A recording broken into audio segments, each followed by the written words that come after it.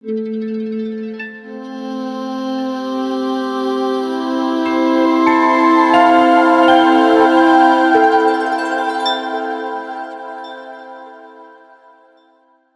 morning I want to speak to you today about trusting Jesus in the storm. Trusting Jesus in the storm.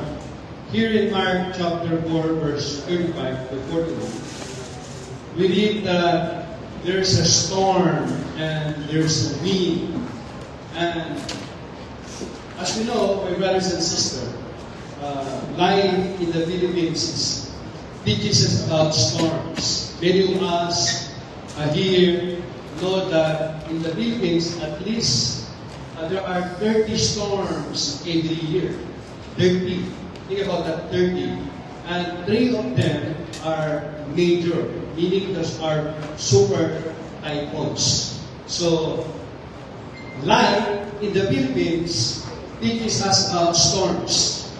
And I don't know, even other country also experience also typhoons, you know. So we experience typhoons like number 1, number 2, or number 3.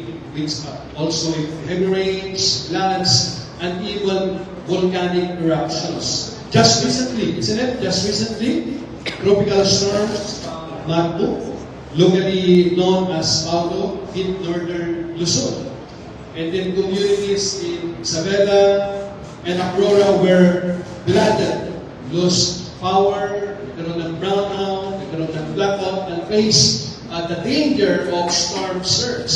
So maraming kababayan natin ang naapektuhan. Houses damages, and also livelihoods disrupted. So napakaraming mga storms. So this came shortly after Typhoon Ragasa. Ragasa, which left destruction in its wake, and on top of that, 6.9 magnitude earthquake struck Bogo City, Cebu, leaving many dead and thousands displaced. Nakakalungkot, pero totoo ang pinagdadaanan ng ating bansa. So adding to the challenge, the Senate, we know, we're watching the Congress, the Senate has launched an investigation into flood control projects. Napakaraming corruption dyan. Revealing adequate corruptions, funds that were supposed to napupunta sa mga tao, supposed to protect communities, anong nangyayari? Were misused, leaving many vulnerable. So paano na ba tayo makakaramdam ng seguridad kung ang pondong pangkaligtasan ay hindi naayos ng tama, kundi napakaraming mga ganit, na mga mumuno sa ating bansa. That's why we need to pray for our nation, for our leaders. Amen? Amen. So, it is in times like this we are tempted to ask, where is God? Sa mga panahon ito. So in Mark chapter 4, verse 35 to 41, we read about the disciples caught in a violent storm on the Sea of Galilee. So the waves were high, the wind was strong, and their boat was almost swamped. Natakot sila, natigil sa takot, nanginginig. But remember, Jesus was in the boat with them, sleeping in a vision. Natutulog sa Jesus. What?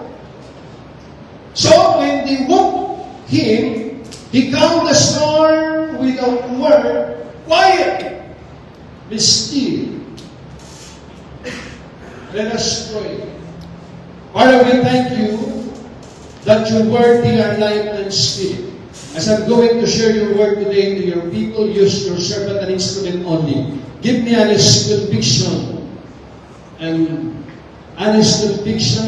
so that I may preach your word with power and boldness, without compromise. to bring glory and honor to your name alone, in Jesus' name. Amen. Amen and amen. Give the Lord a hand clap of praise. And when your neighbor, just say to your neighbor, why are you quiet? So this passage reminds us, even the first storms of life, Jesus is with us.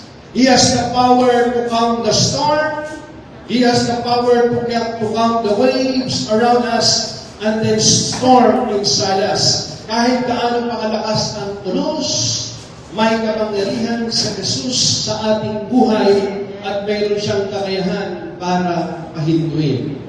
Today, as we study this passage, let us learn that all things are possible to God. Wala pong mahirap sa Kanya. Remember, Jesus is in the storm.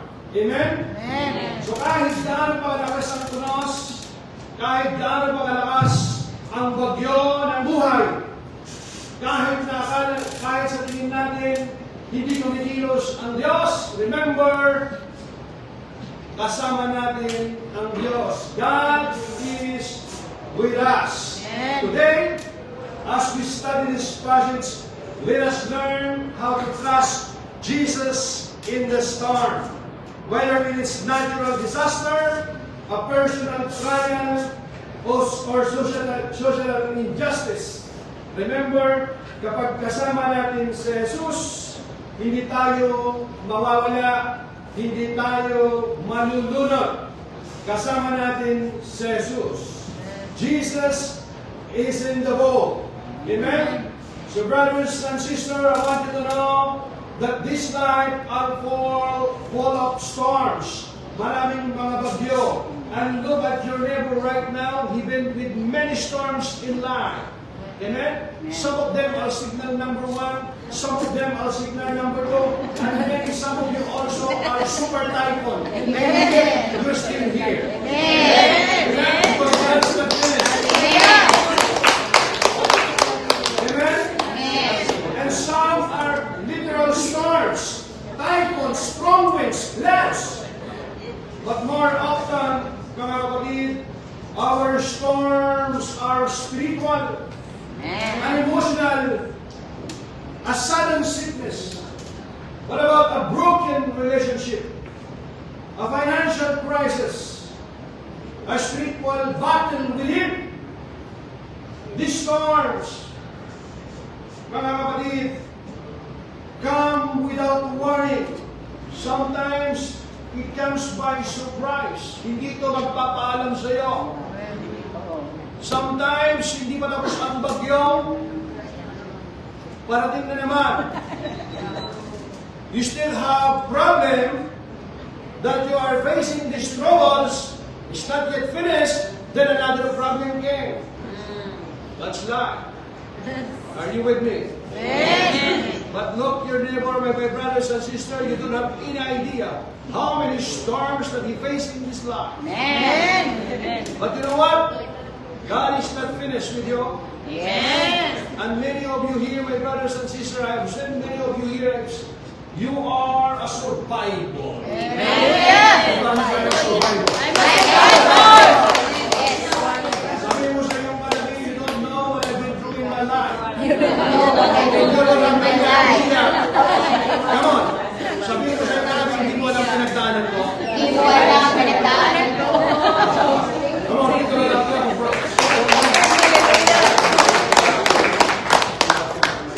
You hear me? These storms come without warning. One day, life seems calm. That's why we know Jesus is sleeping there in the boat. Amen? Natutulog ka, masarap ang tulog mo. Then some of you also are sleeping or snoring. It's good. But when you wake up in the morning, one message in your phone, and then what? Are you with me? One day, never say one day.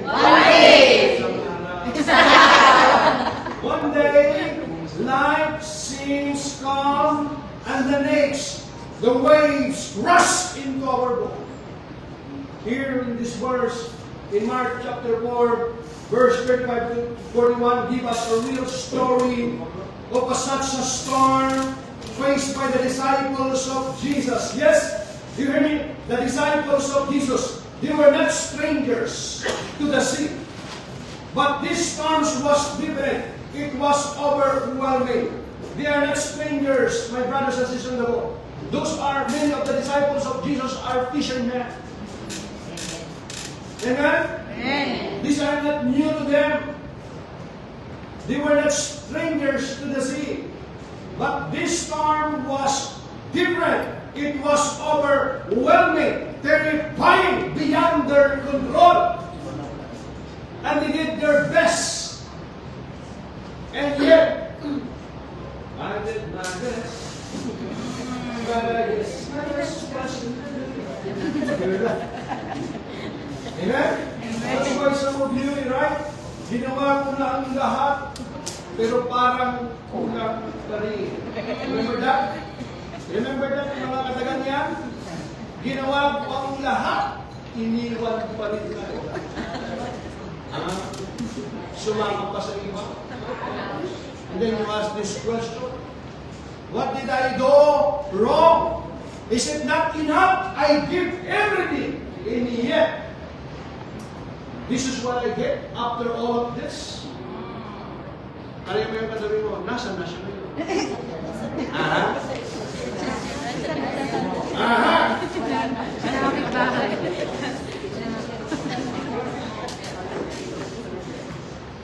They were not strangers to the sea. But this storm was different.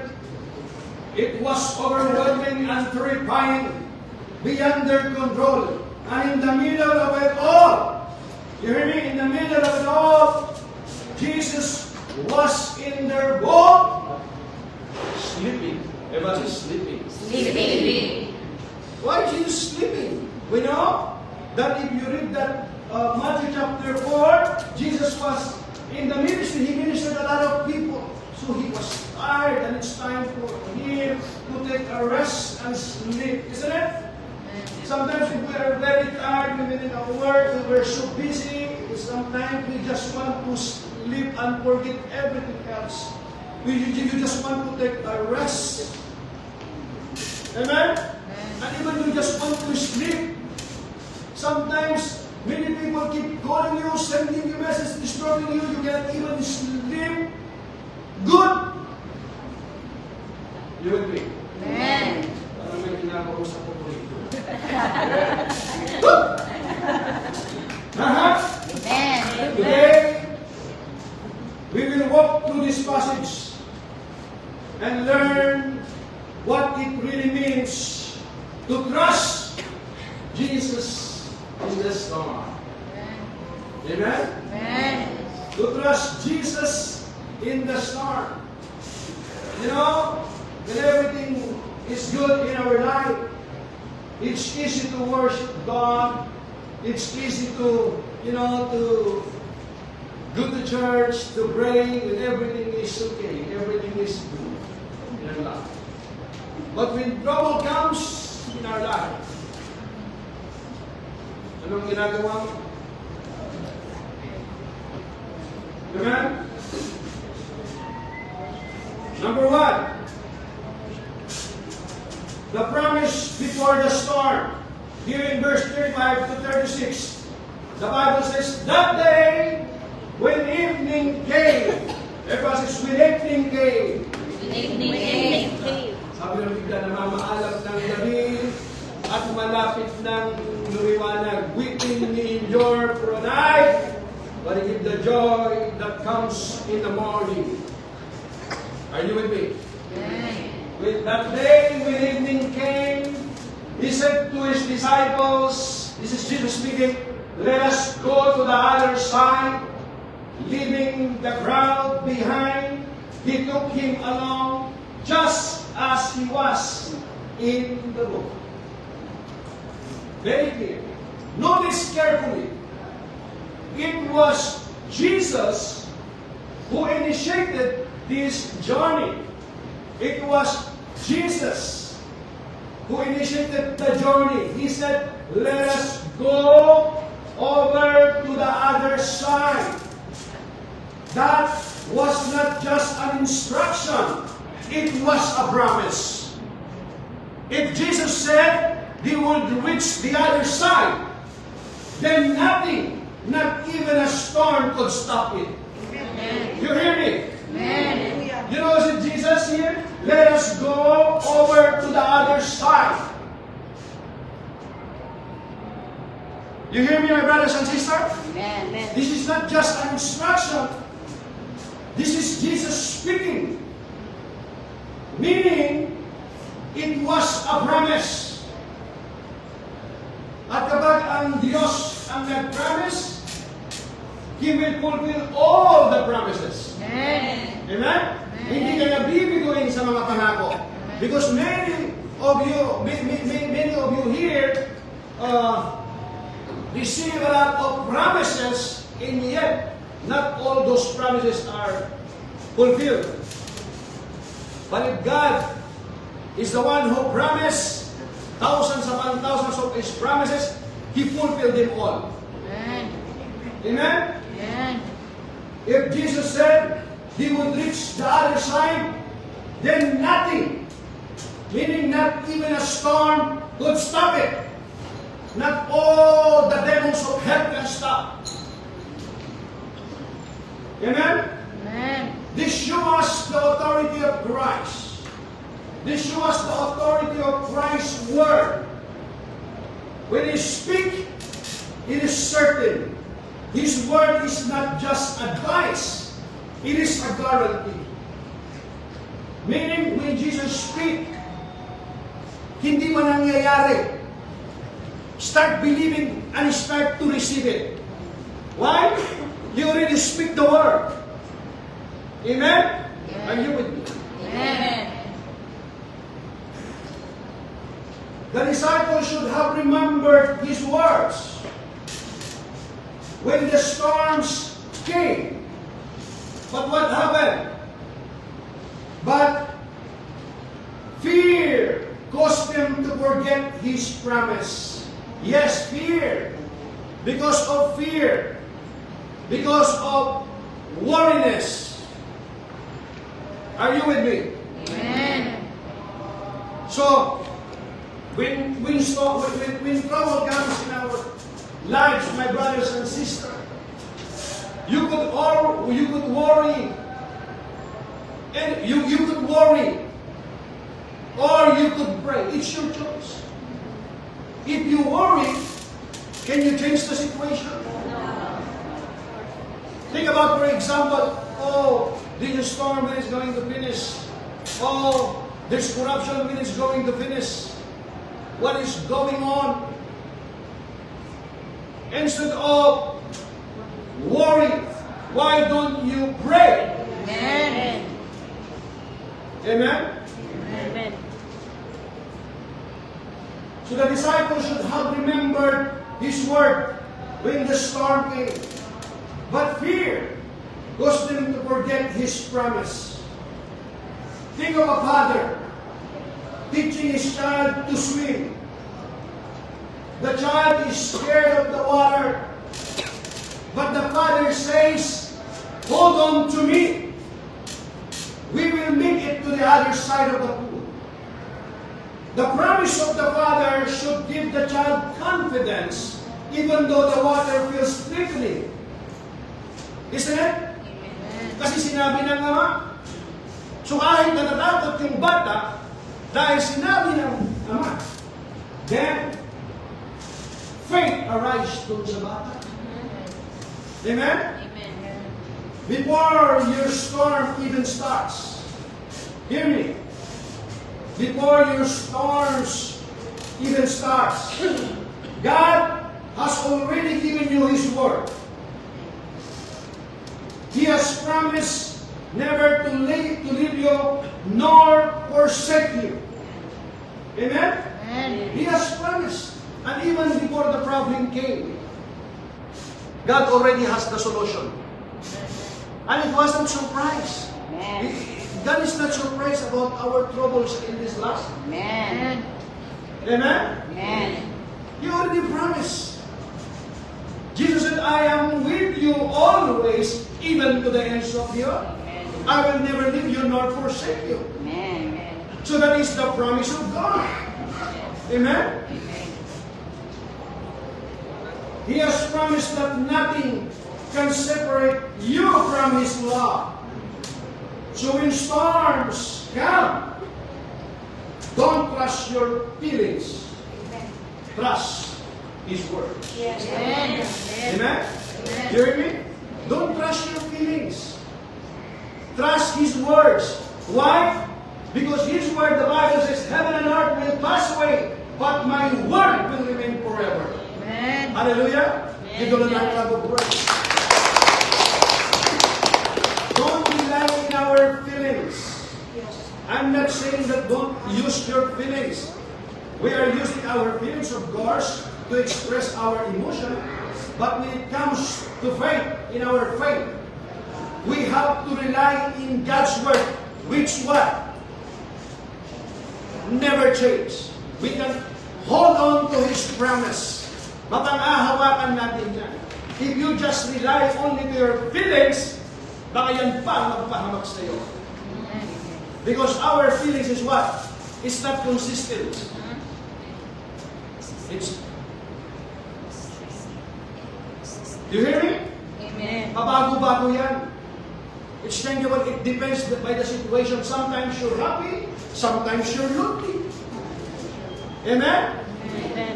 When you receive your salary and with bonus, you're happy. Right? But when you say already all the money, it's like you're happy, you're sad. Isn't it? Amen. Amen. That's why. Don't just rely on feelings, especially those of you who are single. Yes. If there is someone who court you, oh, pogi-pogi sudas. This seems just like a gentleman. You know? Don't just rely on your feelings. Amen. Are you with me? Amen. Trust in the Word of God. Amen. Because this Word of God, God will never violate His Word. Meaning, you can hold on to His promise. Amen? Amen. Hindi lang yung damdamin mo. Hindi ko kasi pwedeng lupuhin sarili ko. Mahal ko kasi. Yes. Tao lang kasi. Ha? Really? Meron lang ang asawa eh. Tapos sabi mo, hindi ko kaya lupuhin sarili ko. Umpisa pa lang, nilulupo mo na lang eh. Don't tell me na hindi ko kaya lupuhin yung sarili ko. Sa umpisa pa lang, nilulupo mo na eh. Are you with me? Amen. May nagmamayari na eh. Kaya, you have to rely on the Word of God, not only your feelings. Amen. Baka yung damdamin mo pang magpahamak sa iyo. Amen? Amen. Sabi mo sa iyong katabi, naiintindihan mo? You understand now?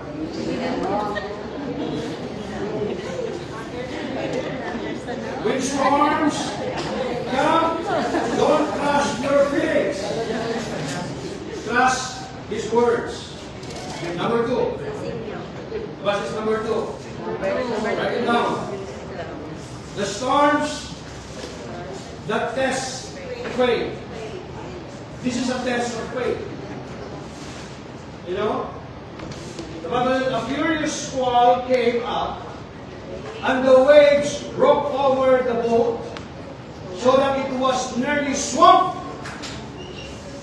Ibig sabihin, malapit na talagang tumaob yung bangka nila. Jesus was in the stern, sleeping in the cushion. So, let me just give you a little bit background here. The Sea of Galilee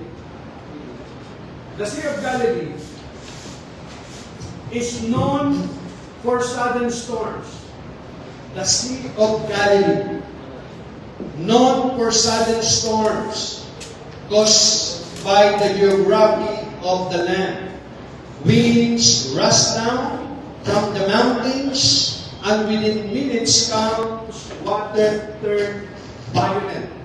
So this storm was so strong that even Experienced fishermen panic. Even experienced fishermen panic. Amen? So here, they were used to storms. But this one shook them to the core. Meanwhile, Jesus was asleep on occasion. He was silent in their greatest fear. Takot na sila, and yet Jesus was silent in their greatest fear. Meaning, just like you have, big storms in your life, and you pray, you ask for a prayer request, you rebuke the devourer, you rebuke the devil, all kinds of prayer, all kinds of breakthrough, deliverance, you prayed already, all kinds of prayer, and still, the storm is still there. And then, you ask the Lord, why? This problem doesn't go away. What's wrong, Lord? What is still missing? Then you pray, you fast. All kinds of prayer. In the name of Jesus, I rebuke this problem to go. And still, the problem is there.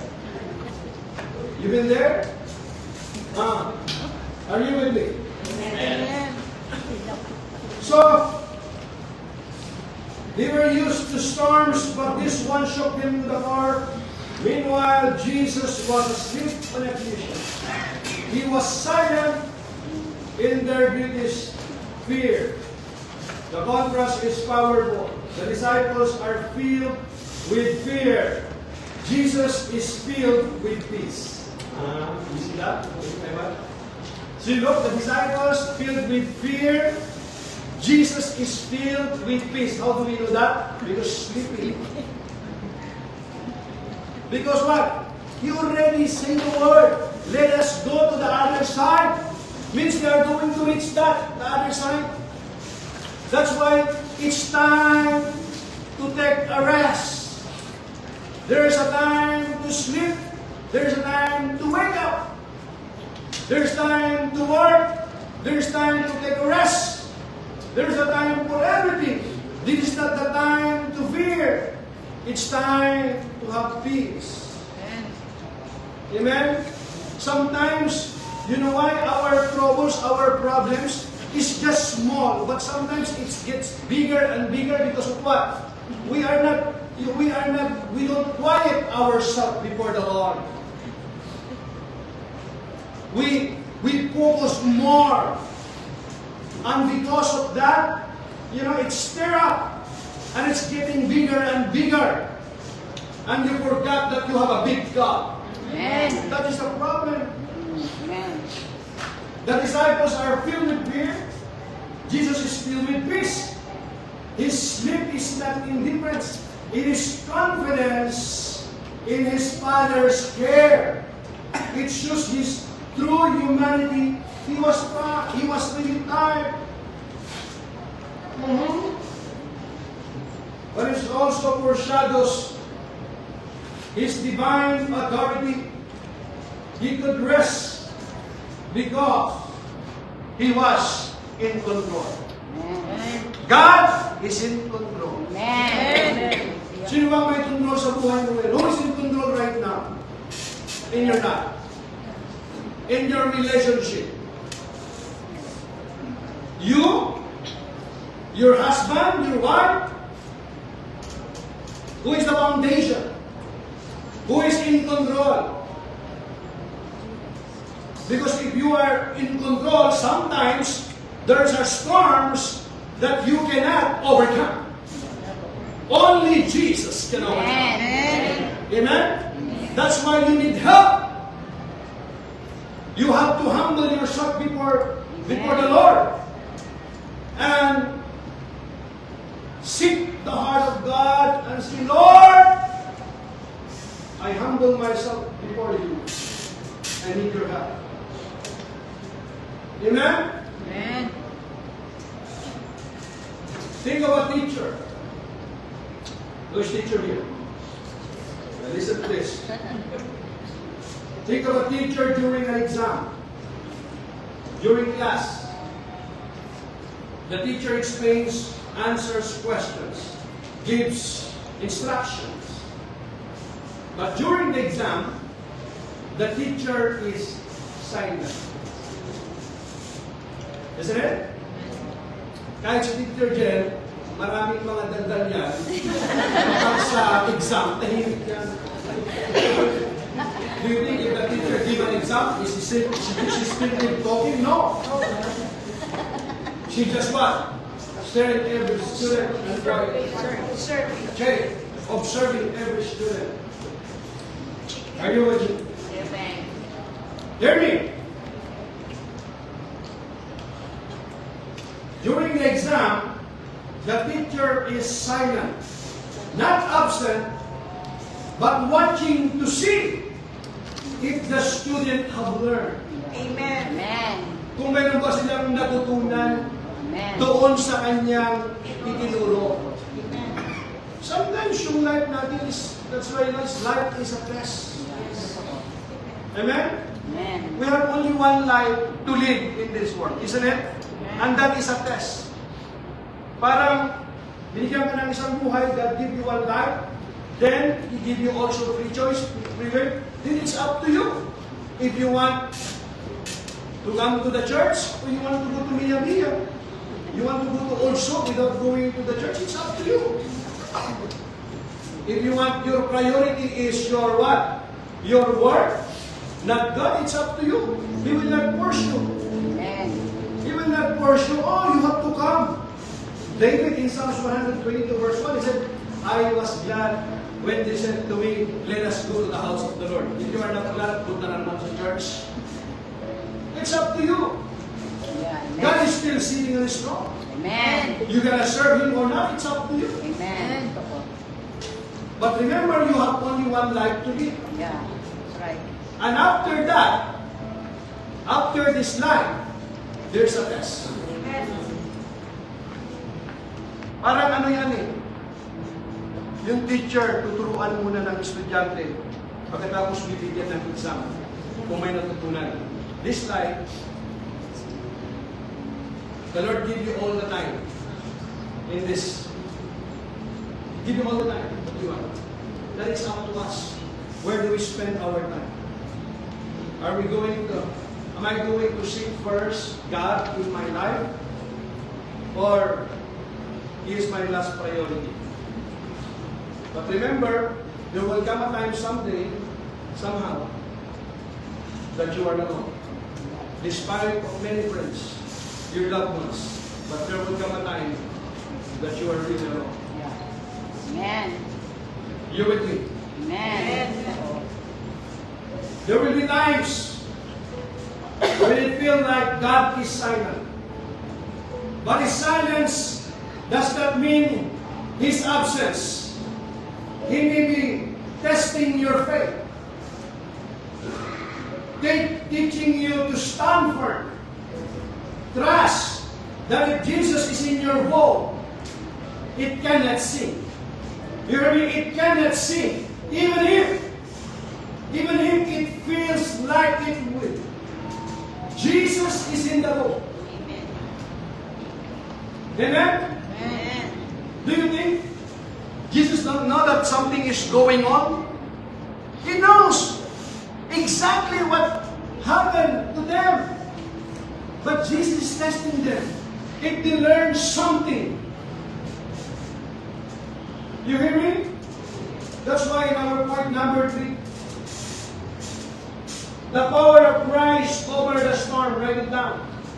The power of Christ over the storm. Everybody says power. Power. The Bible says the disciples walked in and said to Him, notice the word here, this is Jesus, their rabbi, their teacher. Teacher, help us. That's what they said. Don't you care? They said, don't you care? No. Don't you care if we drown? They don't just say that. Lord, please wake up. Lord, please wake up. See what's going on? No, they wake up. Because this time they are already what? I believe that Peter, James, and John, they tried already because they are, they are experienced fishermen. And when when everything, they tried already and nothing happened, they came to Jesus and said, Teacher, don't you care? Think about that. Don't you care if we drown? So what did Jesus do? He got up and everybody is quiet. Quiet. Be still. Be still. Sometimes it seems that so many troubles in our lives, we don't know where we're going to turn. And when you come to God, humble yourself before the Lord, you surrender everything to the Lord, His answer is quiet. Be still. Amen. Hallelujah. Amen. Be still and know that I am God. Hallelujah. Amen. Be still and know that I am God. Hallelujah. Sabi ni Jesus, quiet. Everybody says, quiet. Quiet. And then, be still. And what happened? Then the wind died down. And it was completely calm. Everybody say, completely calm. Who speak? Jesus. I believe that it took them how many, maybe hours to fix the situation. One word. One command of Jesus. You tried many things already. Kung kanino ka na pumunta, kung sino-sino nang linapitan mo, sinubukan mo na, wala nga eh. Why don't you try Jesus? Amen? Sinubukan mo ng lahat eh, para mapasaya mo yung buhay mo. Kung sino-sino ang kaibigan na nang sinamahan mo. Pero yung mga ibang kaibigan mo, wala na. Yung iba, pinaydong ka pa. Amen. Bakit ayaw mo namang subukan si Jesus? It's time to come to Jesus. Hallelujah. And with Jesus, the pilot, the driver of your life. How many months or years? Years after years. You are the one who is in control. Why don't you humble yourself before the Lord and Lord,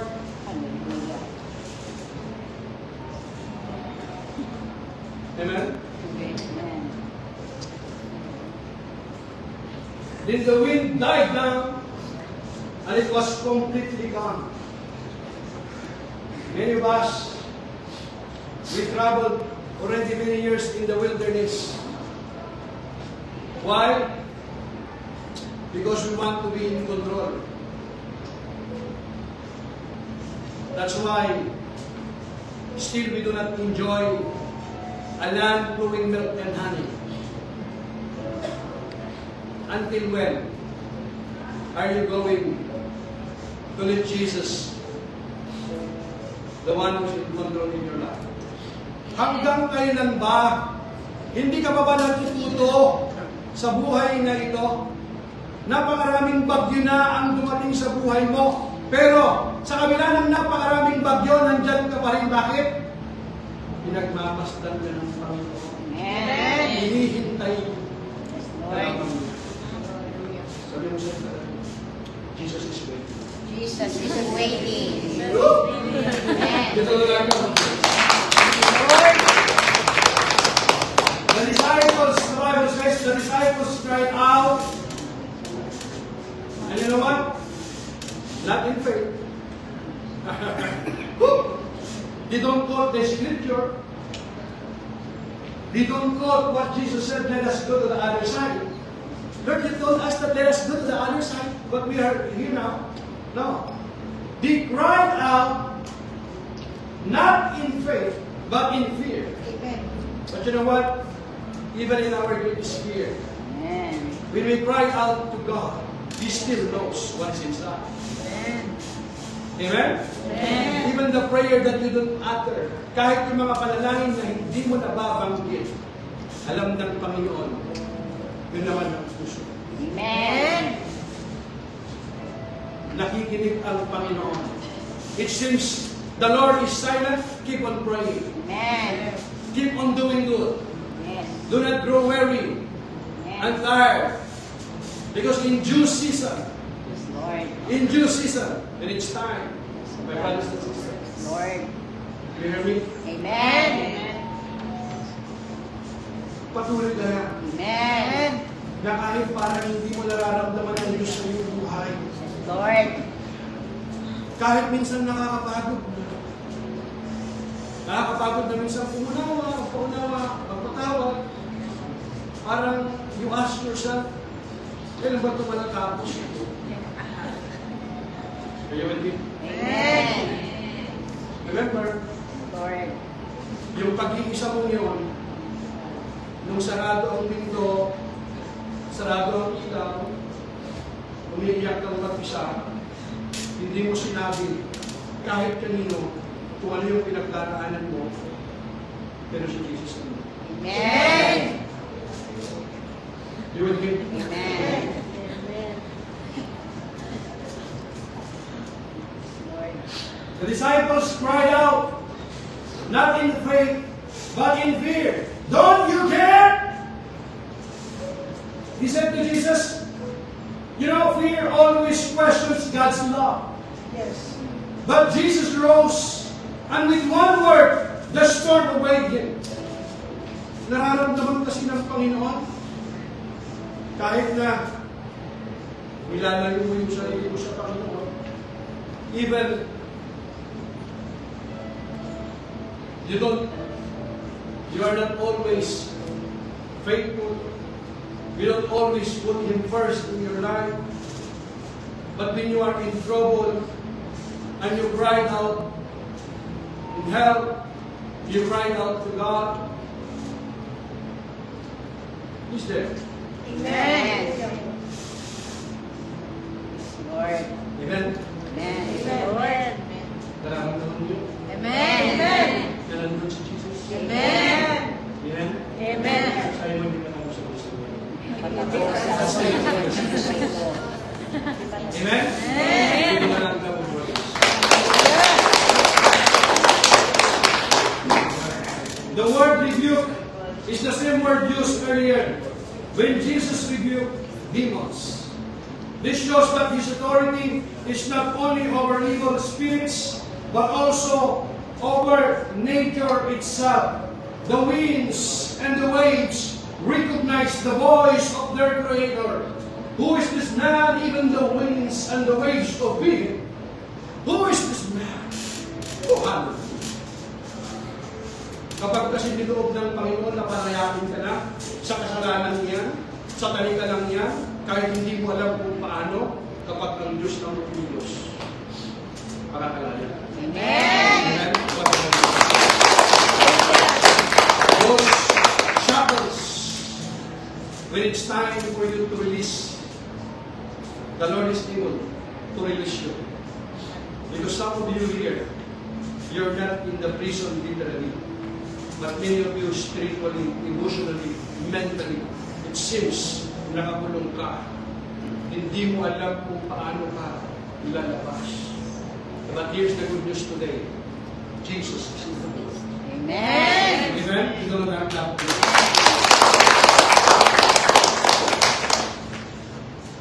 Imagine a child frightened by thunder, running to their mother's embrace. The storm outside does not stop immediately. But in the arms of the mother, the child feels peace. What changed? Not the storm outside, because the storms and thunder is still there. Roar!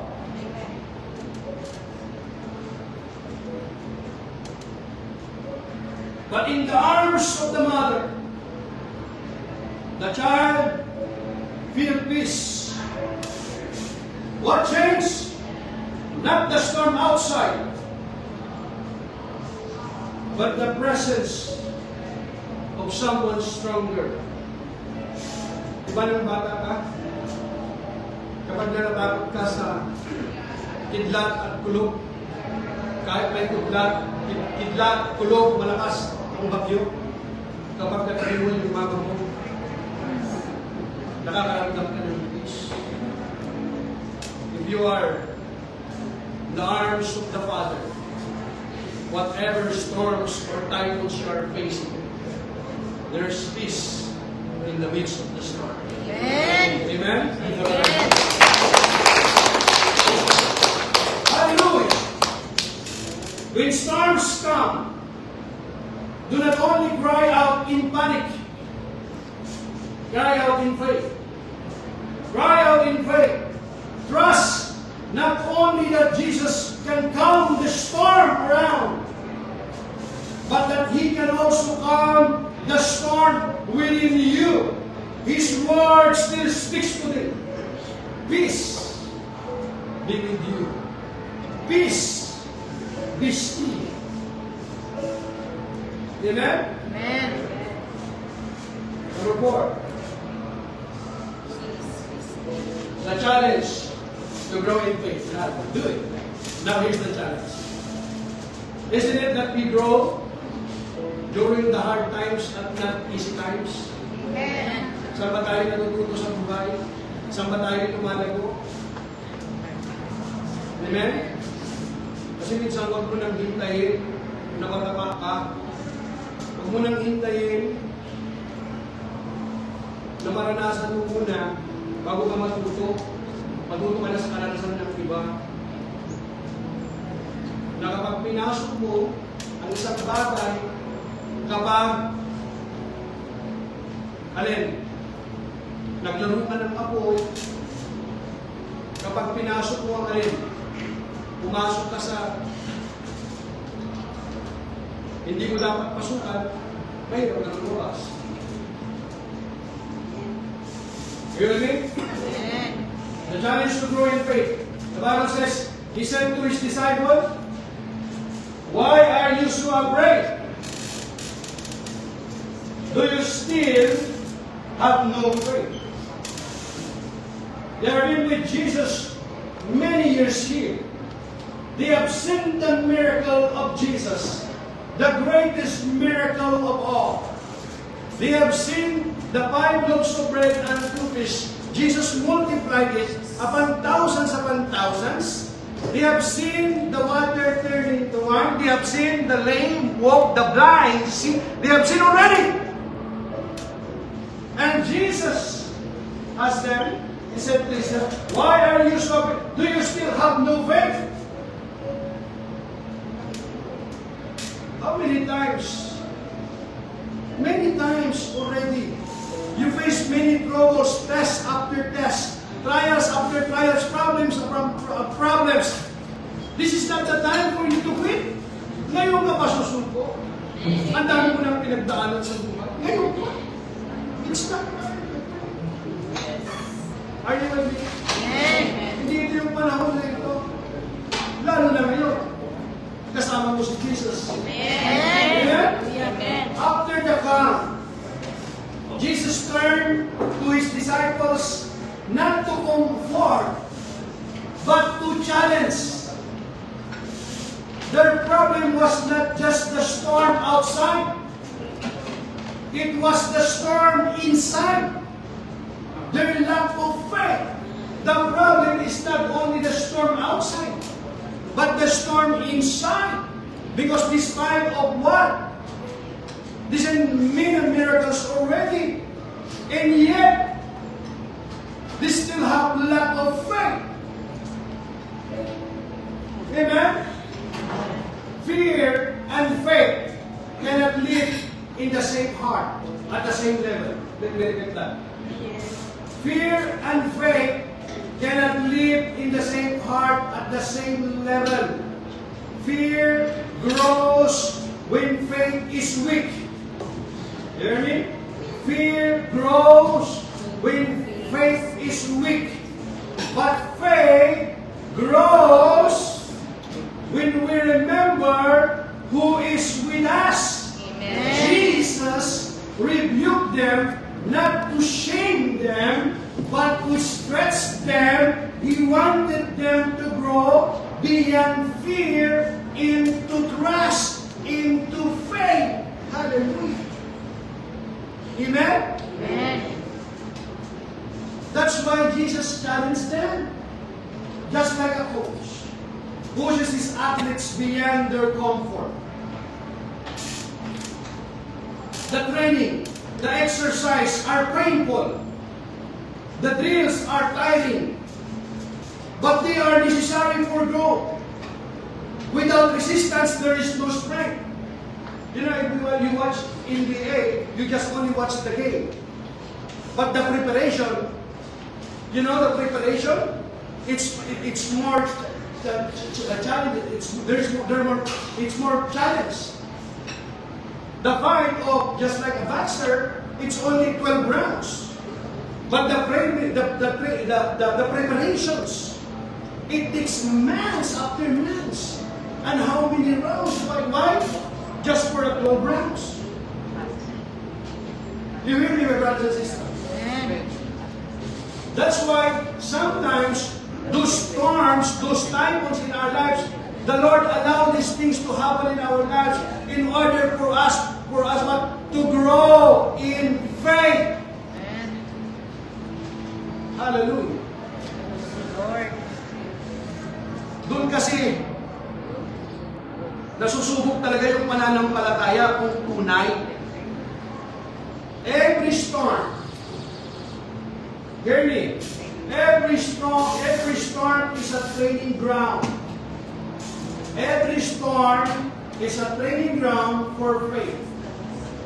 Don't waste your storm by only complaining. Because even you complain, nothing happened. Amen. Mayroon kang natutunan dyan? Natutulog ka? Amen? Amen. Woo! So every storm is a training ground for faith. Don't waste your storm by only complaining. Ask, Lord, what are you teaching me here? How do you want my faith to grow? Lord, ano yung itinuturo mo sa akin? Bakit nangyari ito sa buhay ko? Gusto kasi ng Panginoon sa iyo minsan maputo ka na sa iyong pagkakamali. Tigas ng ulo kasi. Pinagsabihan ka na, huwag kang sumama dyan. Pag sumama ka dyan, lulukuhin ka lang. Di, ang tawag ko silang kilo. Kaya susunod, sa sobrang tawag sila, makatuloy ko na rin. Kasi sa labas ka tumingin eh. Sa'yo mo sa'yo natin, huwag na lang tumingin sa ilo. Amen? Amen? Also here, the Bible says, for the Lord does not see as man sees. For man looks outward, but the Lord looks at the heart. Amen. Amen? Last, but not the least, number 5. Pero siyempre, makakain na rin, marami na. Lapit na. Now, here's the revelation of who Jesus is. They were terrified and asked each other, who is this? Even the wind and the waves obey him. They were terrified and asked each other, who is this? Even the wind and the waves obey him. In the end, the disciples moved from fearing the storm to fearing Jesus. Not fear of terror, but holy hope. The storm revealed his true identity. He is not just teacher, he is Lord. Even creation bows to his word. Every knee should bow, and every tongue confess Amen. that Jesus Christ is Lord. Even creation bows to his word. In the end, the disciples moved from fearing the storm to fearing Jesus. Just like a diamond shines brightest against a black background. The storm was the dark background that made the glory of Jesus shine brighter for His disciples. The more clearly you see who Jesus is, the more you will trust Him. Don't let your storm make you focus only on your fear. Let it open your eyes to the greatness of your Savior. Brothers and sisters, would you stand up? We're going to pray. I want you to know, my brothers and sisters, the story of the storm on the Sea of Galilee is not just history. It is a picture of our lives. Amen. Storms are part of the Christian journey. Not because you are a Christian, not because you are born again, there is no more storm in life. Life is not a bed of roses. Amen. Even you are always consistent in the church. Storms are part of the Christian journey. You cannot avoid them. You hear me? You cannot avoid them. Storms are coming. Darating at darating yan. You cannot even predict them. You cannot control them. But here is the good news. You don't have to. Because Jesus is in the boat. Amen. I said, Jesus is in the boat. Think about this. The disciples had the presence of Christ, but they still feared. They had the promise of Christ. Let us go over to the other side, but they forget it. They had the power of Christ, who spoke when the winds obeyed, but they underestimated Him. And yet, in the end, the storm accomplished something greater. It revealed to them who Jesus really is. They began the journey thinking He was just a great teacher, but they ended the storm realizing He is the Lord. He is the Lord of creation. That's the purpose of your storm too. Not to destroy you, but to reveal more of Jesus to you. Just like Job. Amen. Amen. Lord. You remember Job? He did not seek the giver because of his gifts. But when gifts all removed, he still sought the giver. Blessed be the name of the Lord. Kaya sabi niya, dati-rati, naririnig ko lamang si Yahweh. Ngunit ngayon, akin nang namasdan. Kailan? Nung naranasan niya yung mga matitinding bagyo sa buhay, doon niya rin naranasan ang Panginoon. That's the purpose of your storm. Not to destroy you, but to reveal more of Jesus to you. Amen. So let me encourage you, my brothers and sisters. If you are in a storm right now, trust His word. He said, I will never leave you nor forsake you. I am with you always, even to the ends of the earth. Amen. If you feel overwhelmed, remember His presence. Even if He seems silent. Even if He seems silent, He is still in your boat. And as long as He is with you, your boat will not sink. Kapag kasama mo si Jesus, kahit gaano kalaki ang alon, kalakas ang bagyo, kapag kasama mo si Jesus, hindi ka lulubog. Amen. You hear me? Amen. Hindi ka tatao. Ano mang problema sa buhay, God. pinagdadaanan mo ngayon, Lord. kapag kasama mo si Jesus, hindi ka lulubog. Amen. If your heart is full of fear, rest in His power. One word from Him, remember, calm the wind and waves. Be quiet. Be still. Just one word. One touch from Him can bring peace to your soul. And if you are here today, and Jesus is not in your life, if He is not in your boat, then you are facing life storms on your own.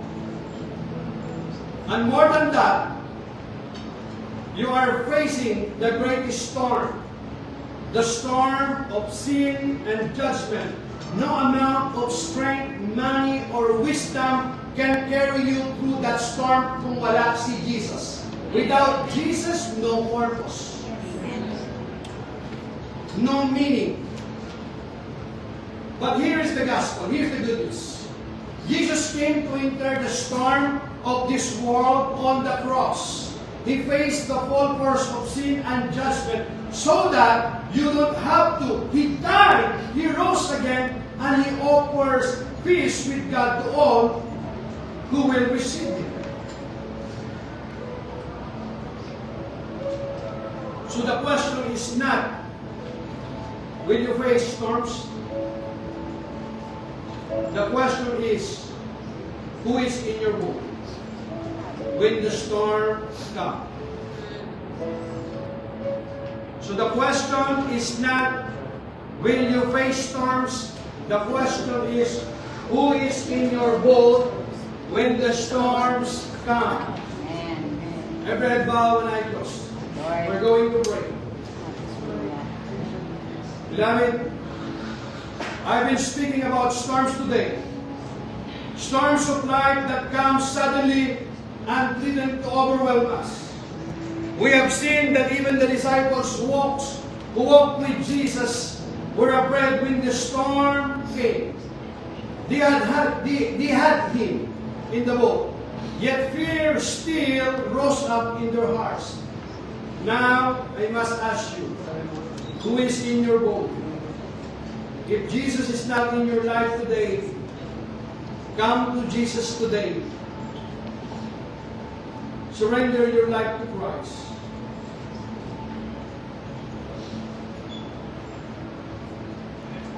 Remember, if Jesus is not in your life today, you are facing the greatest storm of all, the storm of sin, guilt, and separation from God. You can try to row your own boat, rely on your own strength, and trust in your own plans, but that boat will never reach the other side. You will always be afraid. You will always feel alone.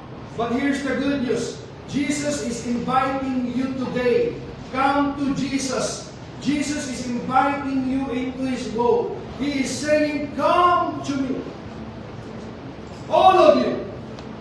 I will save you. I will calm your heart. I will carry you through the storm. I will bring you safety to the other side.